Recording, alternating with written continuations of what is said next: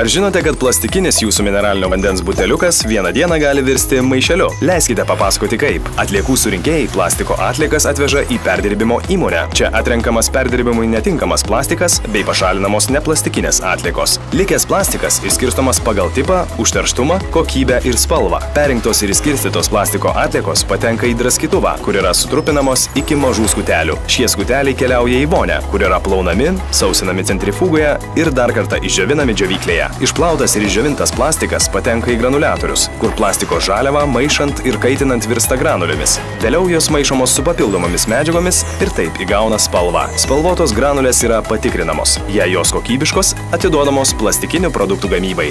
Lietuvoje iš perdirbto plastiko gaminamos įvairios plėvelės, maišai, vamzdžiai, kibirai, kubilai ir plastikinė tara. Patikrinus plastikinių produktų kokybę, jie iškeliauja pas mus, vartotojus. Padėkite pakuotėms atgimti vėl ir vėl. Rūšiuokite. Daugiau informacijos svetainėje žaliasis.lt.